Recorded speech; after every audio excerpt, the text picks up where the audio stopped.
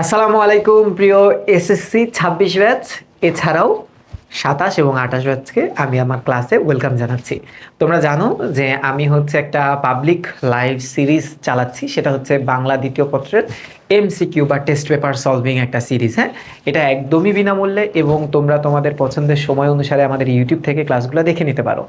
আমরা এখন পর্যন্ত আজকে ৪ নাম্বার ক্লাসে এসে পৌঁছেছি। আমরা ৫, ৬, ৭, ৮, ৯, ১০, ১১, ১২ তিনটা ক্লাসের মাধ্যমে আমরা এই ধরো ৬টা চ্যাপ্টার সমাধান করছি।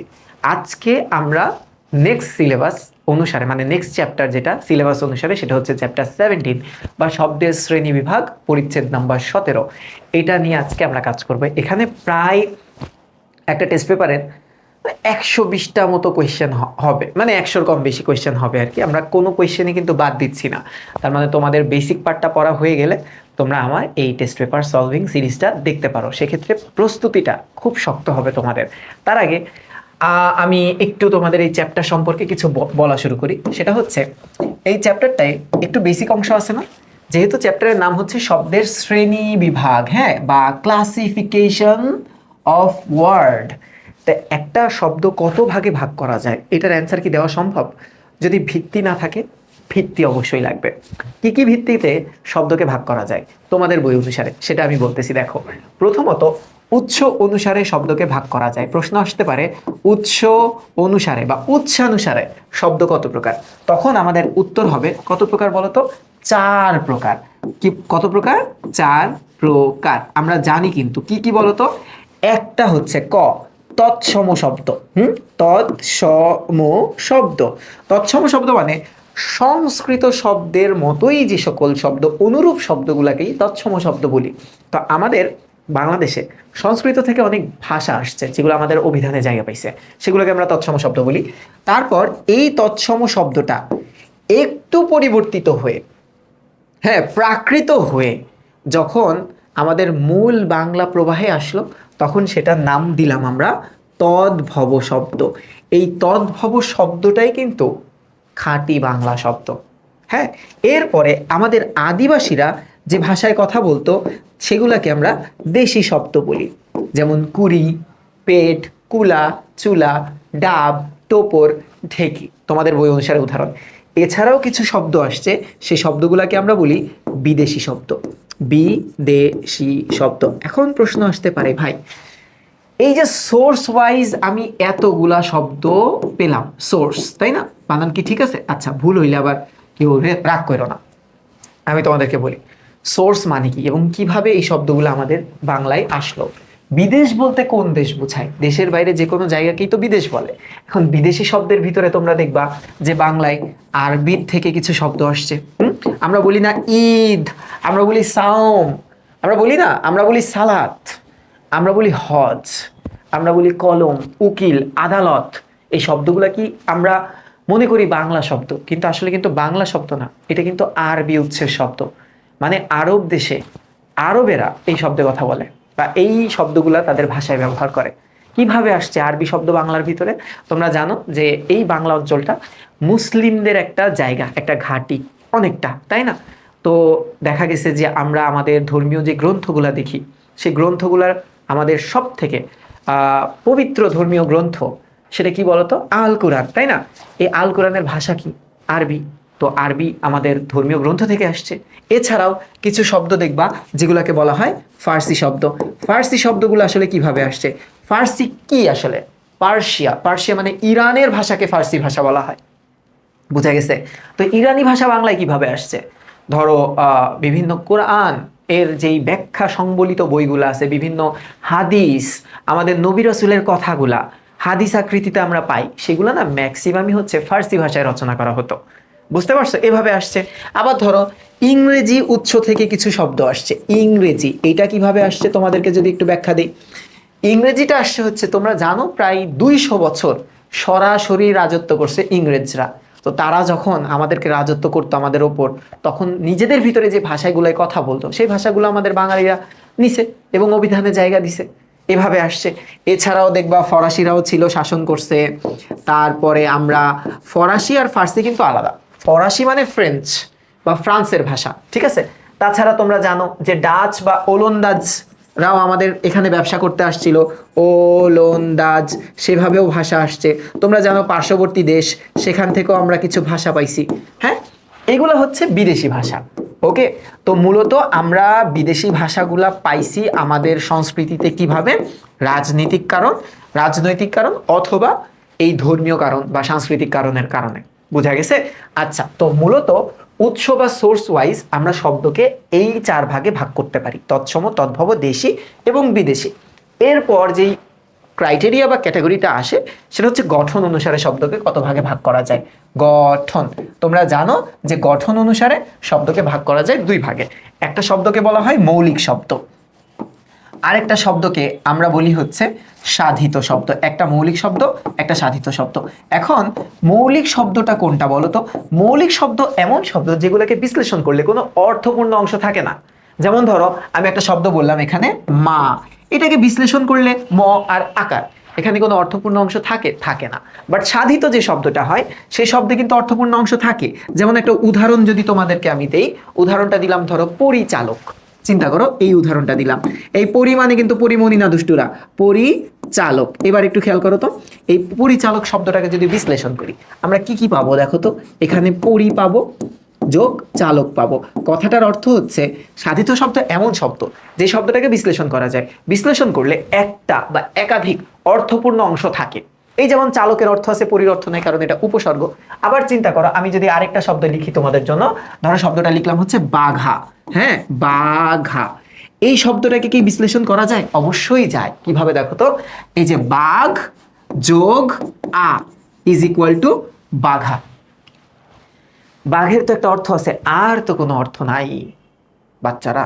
তার মানে এইটা একটা সাধিত শব্দ, আর মৌলিক শব্দকে বিশ্লেষণ করা যায় না। এখন সাধিত শব্দ কি কি সাধিত হতে পারে? সাধিত মানে যুক্ত আর কি। ধরো এটা উপসর্গের মাধ্যমে হতে পারে। হ্যাঁ, উপসর্গ। এটা হতে পারে প্রত্যয়ের মাধ্যমে, এটা হতে পারে সমাসের মাধ্যমে সাধিত শব্দ হতে পারে, অথবা দ্বিত্ব শব্দের মাধ্যমেও সাধিত শব্দ হতে পারে। দ্বিত্ব শব্দ, বাস ডান।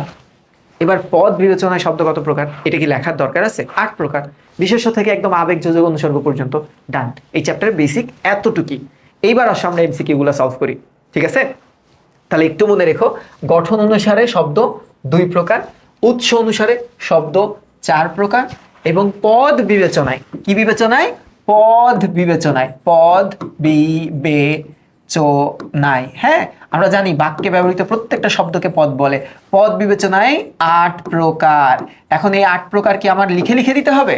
বিশেষ্য, সর্বনাম, বিশেষণ, ক্রিয়া, ক্রিয়া বিশেষণ, আবেগ, যোজক, অনুসর্গ। ডান, 8 প্রকার। ওকে, ক্লিয়ার?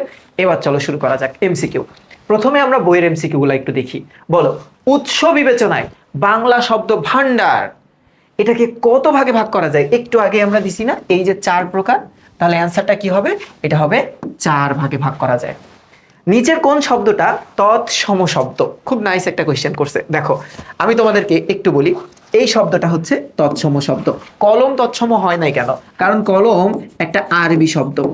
প্রত্যেকটা অপশন এলিমিনেট করে পড়তে হবে, কারণ আমার কাছে রাইট অ্যান্সারের ভ্যালু নাই। আমার কাছে বাকি 3টা কেন রং অ্যান্সার হয়েছে, এটার ভ্যালু সব থেকে বেশি। এবার দেখো কুড়ি, এইটা হচ্ছে আমরা কি শব্দ? এইটা হচ্ছে দেশি শব্দ।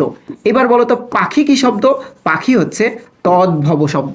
তোমরা একটু মনে রেখো, তদ্ভব শব্দগুলোর ভিতরে 2টা ক্যাটাগরি আছে। একটা হচ্ছে হাত, পা, কান, নাক, এগুলা মানে অঙ্গ প্রত্যঙ্গের নাম, ঠিক আছে? পেট বাদে, কারণ পেট দেশি শব্দ। পেট বাদে বাকিগুলা দেখবা তোমার হচ্ছে তদ্ভব শব্দ। আর পশু পাখি যেমন ধরো হাতি, সাপ, ঘোড়া, এগুলো হচ্ছে তদ্ভব শব্দ। তবে জানোয়ার বাদে, জানোয়ার মানেও তো পশু প্রাণী, তাই না? তো জানোয়ারটা হচ্ছে ফার্সি শব্দ, এটা মনে রেখো তোমরা। এবার দেখো কোন শ্রেণীর বাংলা শব্দের লিখিত চেহারা সংস্কৃতের অনুরূপ? তৎসম। সংস্কৃতের অনুরূপ মানে কি? সংস্কৃতের মতো, তাই না? আচ্ছা, মতো, সংস্কৃতের মতো। আর তৎসম শব্দের অর্থ কি জানো? তৎ মানে তার, তার, আর সম মানে সমান, তার সমান, অর্থাৎ কার সমান? সংস্কৃতের সমান। গঠন বিবেচনায় শব্দ 2 ভাগে বিভক্ত, যথা এই যে দেখো, একটা হচ্ছে এই যে মৌলিক শব্দ, আরেকটা হচ্ছে এই যে সাধিত শব্দ। তাহলে অ্যান্সারটা কি আমরা দিতে পারবো? অ্যান্সারটা চলো দিয়ে ফেলি। তাহলে এই যে মৌলিক শব্দ ও সাধিত শব্দ, পদ বিবেচনায় শব্দ কত প্রকার? আরে পদ বিবেচনায় 8 প্রকার, এই যে 8 প্রকার। ডান। এইবার পরবর্তী কোয়েশ্চেনে দেখি কোনটি পদের নাম না। তাহলে পদের নাম আমরা জানি 8 প্রকার পদ আছে, যার ভিতরে এই পদানু এইটা পদের নাম না, তার মানে অ্যান্সার এইটাই অ্যান্সার, পদানু এইটা পদের নাম না। এখন টেস্ট পেপারের বাকিগুলো সলভ করি, চলো দ্রুত সলভ করি। দেখো শব্দের শ্রেণী বিভাগ থেকে বাংলা শব্দ ভান্ডারকে আমরা জানি 4 ভাগে ভাগ করা যায়। উৎস বা উৎপত্তি অনুসারে বাংলা ভাষার শব্দসমূহকে 4 ভাগে ভাগ করা যায়। একই কোয়েশ্চেন বারবার সলভ করলে তোমাদের পড়াটা স্ট্রং হবে। দেখো যে শব্দ বাংলা ভাষায় অবিকৃত রয়েছে, মানে চেঞ্জ হয় নাই, তার মানে অনুরূপ, হ্যাঁ, সেগুলোকে কি বলদি, বা সংস্কৃত ভাষা থেকে আগত অপরিবর্তনীয় শব্দগুলো কি, এগুলো হচ্ছে তৎসম শব্দ। আচ্ছা, পরিবর্তন হয়ে যেটা আসছে মানে সামান্য বিকৃত হয়ে শব্দটা প্রাকৃত নামে একটা ভাষা আছে, সেই প্রাকৃত হয়ে আমাদের বাংলা অভিধানে আসে, সেগুলোকে আমরা খাঁটি বাংলা বলি বা তদ্ভব শব্দ বলি। আচ্ছা, দেশি শব্দ তো আমাদের আদিবাসীরা এই শব্দে বা এই ভাষায় কথা বলতো, আদিবাসী জনগণ। আর বিদেশি তোর ভিতরে অনেকগুলো আছে। অধ্যাদেশ কোন শব্দের উদাহরণ? আচ্ছা, তৎসম শব্দের উদাহরণ তোমরা একটু মনে রাখবা। ভূমণ্ডলীয় কিছু শব্দ আছে তোমাদের বইতে, যেমন ধরো আকাশ, হ্যাঁ, আকাশ। তারপর ধরো বৃক্ষ, তারপর ধরো নক্ষত্র, নক্ষত্র, হ্যাঁ, তারপর ধরো গ্রহ। এই শব্দগুলোকে আমরা অ্যাস্ট্রোনটিক্যাল শব্দ বলি না, ভূমণ্ডলীয় কিংবা নভমণ্ডলীয় শব্দ। ভূমণ্ডলীয় মানে ভূমির সাথে রিলেট করে, যেটা বৃক্ষ। আর নভমণ্ডল কথাটার অর্থ কি, অ্যাস্ট্রোনমিক্যাল শব্দ, যেমন আকাশ, নক্ষত্র, গ্রহ। এই একটা টাইপের শব্দগুলোকে আমরা বলি হচ্ছে তৎসম শব্দ। আরেকটা টাইপ হচ্ছে গভর্নমেন্ট অফিসিয়াল কিছু শব্দ আছে, যেমন অধ্যাদেশ। অধ্যাদেশ রাষ্ট্রপতি কর্তৃক গৃহীত একটা আইন, অধ্যাদেশ। গণপ্রজাতন্ত্রী, এটাও হচ্ছে আমার একটা গভর্নমেন্ট অফিসিয়াল শব্দ। তারপর ধরো মহাপরিচালক, ডিরেক্টর জেনারেল, এটা সরকারি কোনো জায়গাকার সর্বোচ্চ পদ হোল্ডারদেরকে আমরা এটা বলি, ডিজি বলি। তো এই ধরনের শব্দগুলো হচ্ছে তৎসম শব্দ। এই টেকনিকটা একটু মনে রেখো। টেকনিকটা কি, একটা হচ্ছে নভমণ্ডলীয় শব্দ, অথবা তোমার হচ্ছে গভর্নমেন্ট অফিসিয়াল কিছু ওয়ার্ড, হ্যাঁ, এই শব্দগুলাকে আমরা বলতেছি হচ্ছে তৎসম শব্দ।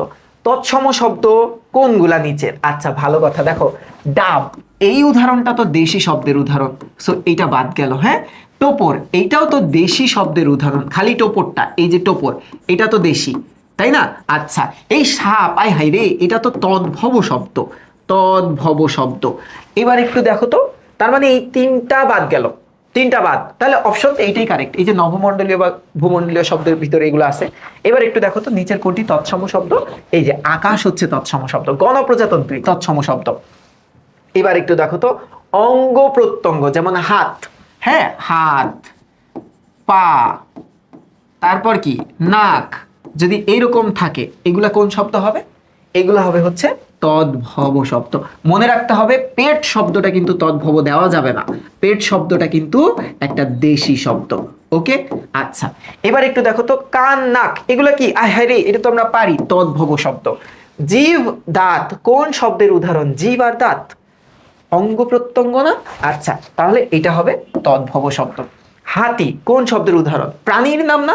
তাহলে তদ্ভব শব্দের উদাহরণ। খালি মনে রেখো অঙ্গ, হ্যাঁ, তোমাদের বইতে অঙ্গ ও প্রাণী এই দুইটার নাম হচ্ছে তদ্ভব শব্দ। সব না কিন্তু, তোমাদের বই অনুসারে আর কি, তবে জানোয়ার আর পেট এই দুইটা বাদে। আচ্ছা, গেল, ডান, ফাইন। এবার দেখো তো নিচের কোনটি তদ্ভব শব্দ? এই যে পাখি, এই যে পাখি তদ্ভব শব্দ, হ্যাঁ। কুলা, এটা কি, এটা দেশি শব্দ, আই হাই রে।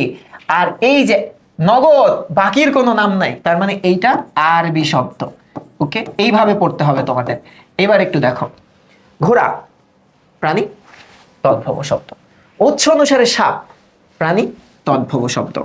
কুমির, প্রাণী, তদ্ভব শব্দ। ফ্যান্টাস্টিক। ওকে, নিচের কোনটা দেশি শব্দ? ও নাইস, এটা অঙ্গ না, তার মানে এটা তদ্ভব শব্দ। আচ্ছা, নগদ একটু আগে পড়ছি, এটা আরবি শব্দ, আরবি। ওকে, ধোলাই, এটা হিন্দি শব্দ। সমঝোতা, এটা হিন্দি শব্দ। পানি, এটা হিন্দি শব্দ। লাগাতার, এটা হিন্দি শব্দ। তার মানে এই 3টা অপশনই এলিমিনেটেড, বাদ। তাহলে অ্যান্সার কোনটা? পেট।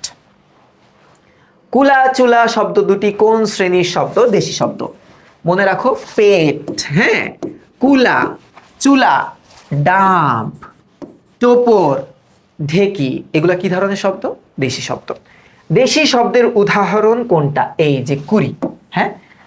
উকিল, মনে রাখো, উকিল আদালত রিলেটেড শব্দ। উকিল আদালত, হ্যাঁ, আদালত। বাদী, মামলা, বিবাদী, এই উকিল আদালত রিলেটেড শব্দই হচ্ছে আরবি শব্দ। তাহলে এখানে আরবি আছে? আরবি আছে। ওকে, বোঝা গেছে যে তো জিনিসটা। Okay fine. তো আমরা 384 পর্যন্ত সলভ করছি এবং 375-এ যাই। এবার দেখো, আদালত কোন ভাষার শব্দ? একটু আগেই বলছি, উকিল, আদালত, মামলা, বাদী, বিবাদী, এই টাইপ যত শব্দ আছে সব শব্দ কি? আইন রিলেটেড যে শব্দগুলা সবই আরবি শব্দ। তাহলে এখানে আদালত, এটাও আরবি শব্দ। ফার্সি শব্দ, ফার্সি কথাটার অর্থ হচ্ছে ইরানি শব্দ। কোনটা? ইরানি। কোন শব্দ? প্রথমত এখানে প্রচুর বানান ভুল। কেন? এই প্রত্যেকটা শব্দই বিদেশি শব্দ এবং বিদেশি শব্দে বর্গীয় জ হয়, অন্তস্থ জ হয় না। এটার বানানটা আর বিদেশি শব্দে ব ফলা হয় না।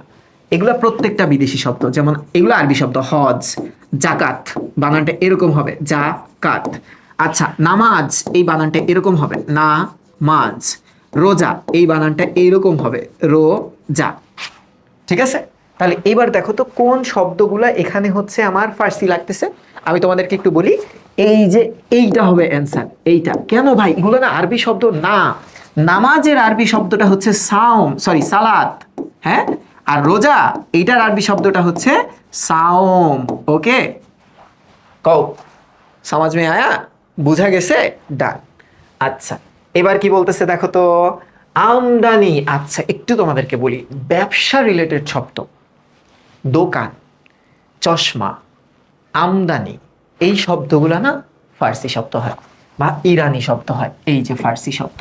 এবার একটু দেখো তো, জানোয়ার, এই যে ফার্সি শব্দ, মনে আছে? জানোয়ার ফার্সি শব্দ। নিচের কোনটি দেশি শব্দ? এই যে ডাব, এটা দেশি শব্দ, ডাব, টোপর, ঢেকি। আচ্ছা, এবার একটু দেখি পরবর্তী কোয়েশ্চেনে, নিচের কোনটা দেশি শব্দ নয়? এই দিকে একটু খেয়াল করতে হবে, দেশি শব্দ না কোনটা। এটা তো ফাইন কোয়েশ্চেন করছে। এই যে দেখো তো, হাত, হাত, এটা দেশি শব্দ হইতে পারে? দেখো তো, হাত, এই শব্দটা, এটা তো দেশি হইতেই পারে না। এটা তো তদ্ভব শব্দ, অঙ্গ প্রত্যঙ্গ মানেই তো তদ্ভব শব্দ। কোনটি দেশি শব্দ? এবার বলছে কোনটা দেশি শব্দ। এই যে এইটা দেশি শব্দ, কারণ আনারস, এইটা কোন দেশি শব্দ? এটা হচ্ছে আমার জানা মতে এটা পর্তুগিজ শব্দ, হ্যাঁ, পর্তুগিজ শব্দ। উকিল, এটা আরবি শব্দ, আরবি। তুমি একটু এই জায়গায় আসো তো, এই যে এই জায়গায় আসো, এটা তোমাদের বই না? চলো তো বইতে যাই। এই দেখো, এখানে কিন্তু অনেক গুরুত্বপূর্ণ শব্দগুলো আছে। এই দেখো, আনারস, দেখছো? এই যে আনারস কি শব্দ? পর্তুগিজ শব্দ। সিম্পল, একদম সিম্পল। চলো এইবার আমরা বাকি অংশে যাই। চাবি কোন দেশি শব্দ?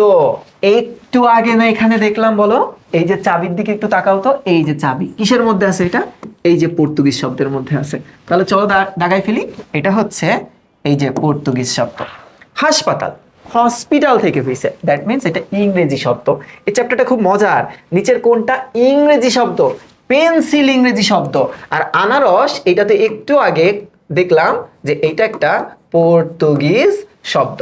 এবার বলো তো, নিচের কোনটি দেশি শব্দ? Wow, what a nice question.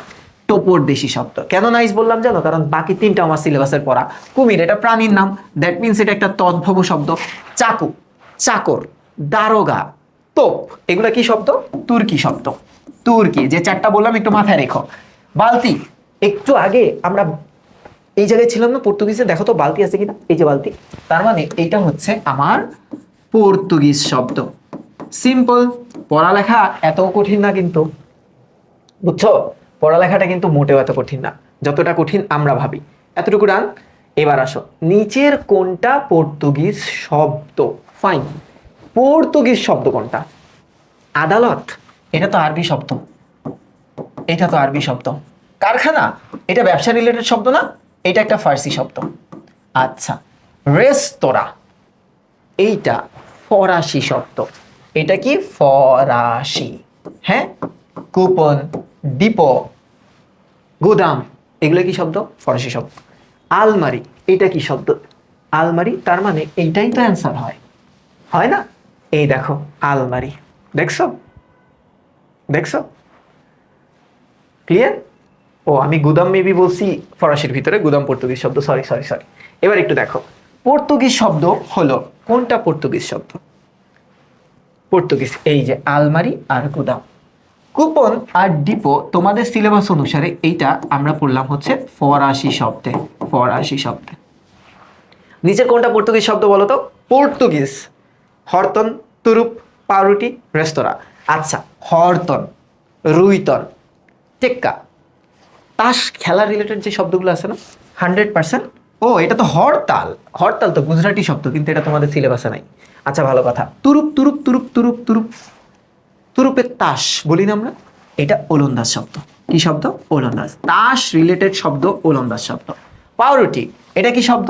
এটা হচ্ছে পর্তুগিজ শব্দ, পর্তুগিজ শব্দ। রেস্তোরাঁ, এটা কি শব্দ? রেস্তোরাঁ। নিচের কোনটা পর্তুগিজ শব্দ? এটা হবে অ্যান্সার। আর রেস্তোরাঁ একটা French word, French. That means French মানে কি বলতো?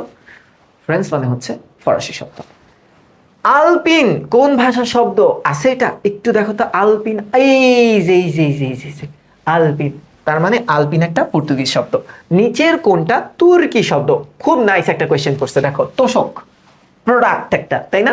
এটা হচ্ছে একটা ফার্সি শব্দ, ফার্সি। কলম, এটা 100% আরবি শব্দ, আরবি। আচ্ছা এবার দেখো তো দারোগা, পারার কথা না? তুর্কি শব্দ। দারোগার সাথে চাকু, সরি কি বলে, চাকর। আচ্ছা এটাকে তোপ বানাই দেই, তোপ, তোপ, চাকু, চাকর, এই শব্দগুলা হচ্ছে তুর্কি শব্দ। উকিল, আরবি। এগুলো তো তোমাদের মুখস্থ হয়ে যাওয়ার কথা তখন। ডান। তুর্কি শব্দ নিচের কোনটা? এই যে দারোগা, তুর্কি শব্দ। ঈদ, অবশ্যই এটা একটা আরবি শব্দ, ঈদ খুশির দিন। আচ্ছা এবার একটু দেখো তো নিচের কোনটি ফরাসি শব্দ? খুব নাইস একটা কোয়েশ্চেন করছে। ফরাসি মানে ফ্রান্স, এই যে এইটা। বালতি, বালতি বলো তো, এইটা একটা পর্তুগিজ শব্দ না? এটা একটা পর্তুগিজ শব্দ, এইটাও একটা পর্তুগিজ শব্দ। ওকে না। কলম বাকি আদালত, আরবি শব্দ, আদালত আছে। এর পরবর্তী কোয়েশ্চেন দেখো তো নিচের কোনটি ফার্সি শব্দ? আচ্ছা নাইস একটা কোয়েশ্চেন করছে। খোদা, খোদা শব্দটা যখন আরবিতে পরিণত হয় তখন হয়ে যায় আল্লাহ। খোদা শব্দটা যখন সংস্কৃতে যায় তখন হয়ে যায় স্রষ্টা। একই জিনিস, খালি শব্দের ভিন্নতা উৎস অনুসারে। দ্যাট মিনস এইটা একটা ফার্সি শব্দ। হারাম, এইটা 100% একটা অ্যারাবিক ওয়ার্ড। জাকাত, এইটা একটা অ্যারাবিক ওয়ার্ড। হ্যাঁ, হালাল, এইটা একটা অ্যারাবিক ওয়ার্ড। অ্যান্সার হচ্ছে এটা।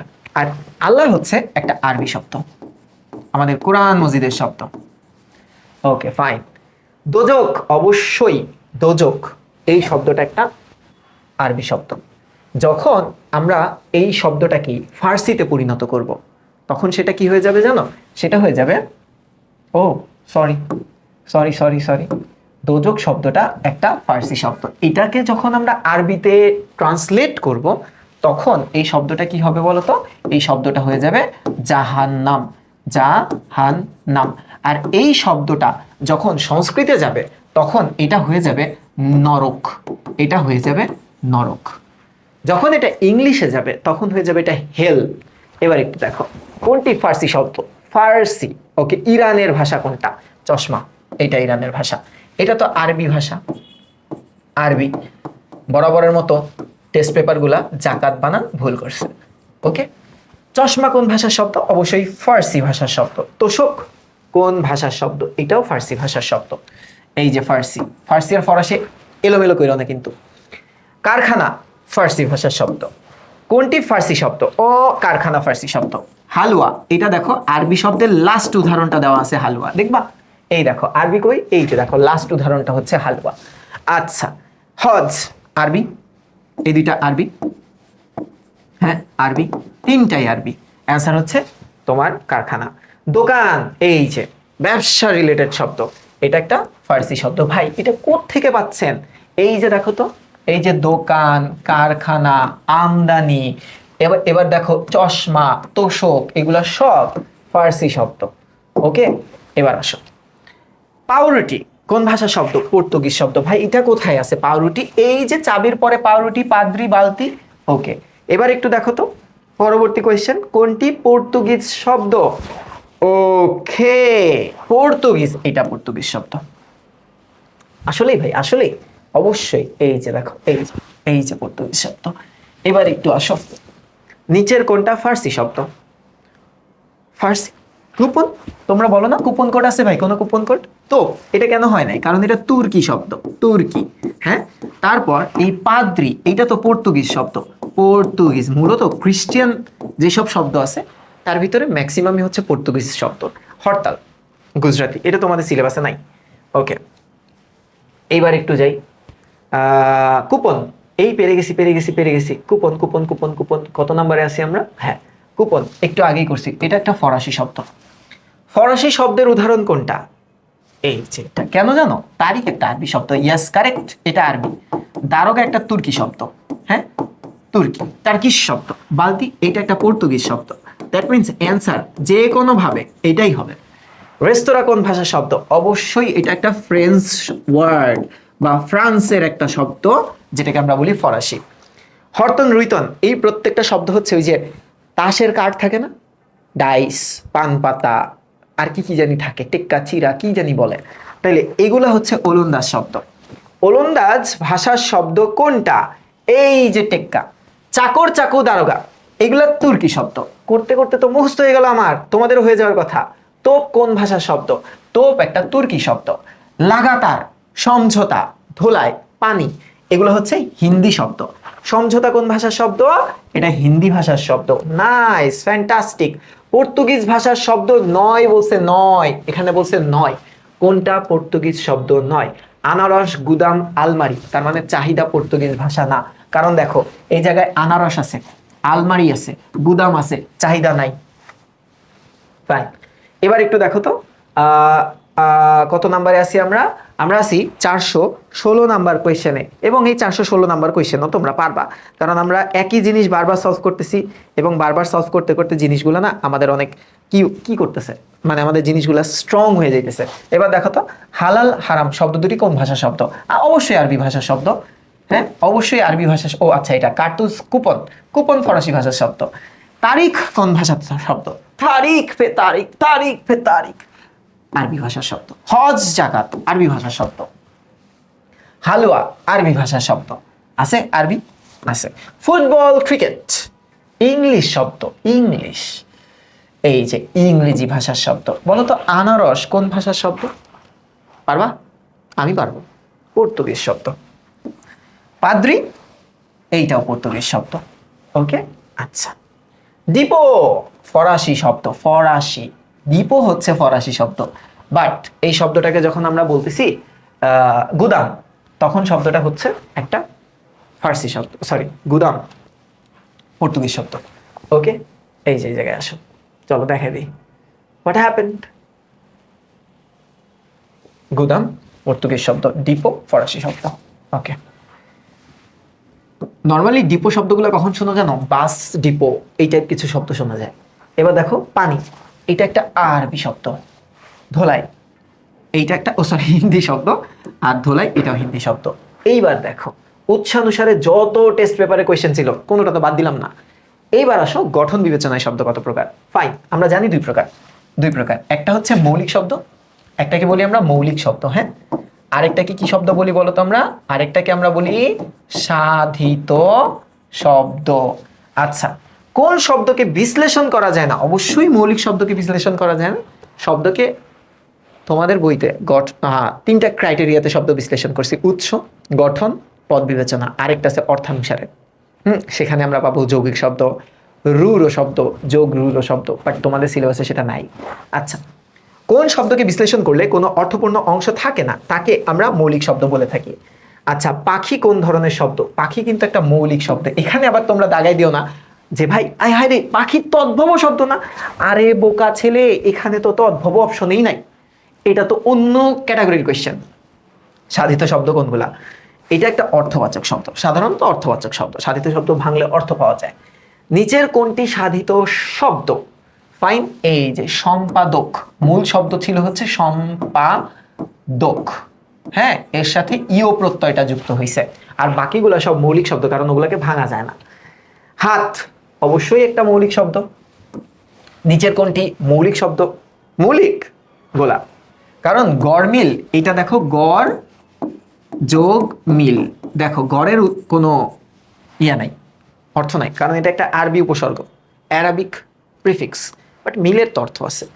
নীল আকাশ, নীল যে আকাশ, এটা তো সমাসের মাধ্যমে যুক্ত হয়েছে। নীল যে আকাশ কেমনে বুঝলাম? কারণ সমাসের কাজ শব্দগুলোকে যুক্ত করে দেওয়া, মিলন করানো। তিনটা শব্দ মিলে একটা শব্দ হয়েছে। পরিচালক শব্দটা উপসর্গ সাধিত শব্দ, পরি যোগ চালক। ওকে, ডান। এবার একটু দেখো তো, গাছ ফুল, কোন গাছ ফুল শব্দ দুটি কোন ধরনের শব্দ? মৌলিক শব্দ। নিচের কোনটি সাধিত শব্দ? নীলাকাশ সাধিত শব্দ, এটা সমাস সাধিত শব্দ। আচ্ছা, শব্দ যখন বাক্যে ব্যবহৃত হয় তখন তাকে কি বলে? তখন তাকে পদ বলে, এবং বাক্যের ইউনিট পদ বা বর্গ। পদকে কয় শ্রেণীতে ভাগ করা যায়? 8 ভাগে ভাগ করা যায়। এর পরের কোয়েশ্চেন কি? বাক্যে ব্যবহৃত বিভক্তিযুক্ত শব্দ ও ধাতুকে কি বলে? পদ বলে। এবার কি বলছে দেখো তো। ও শেষ, শেষ শেষ করে ফেলছি রে, আমরা শেষ করে ফেলছি সব। হ্যাঁ, সব শেষ করে ফেলছি। কেমন লাগলো আজকের ক্লাসটা? শর্ট টাইমের একটা ক্লাস। এই ক্লাসে অনেকগুলো এমসিকিউ ছিল। এর পরবর্তী যে পার্টটা থাকবে সেটা পদ নিয়ে থাকবে, বিশেষ্য, সর্বনাম। ওকে, তো ইনশাল্লাহ আমরা আগামীকাল এটা লাইভে করার চেষ্টা করব। ভালো থাকো, সুস্থ থাকো। আসসালামু আলাইকুম।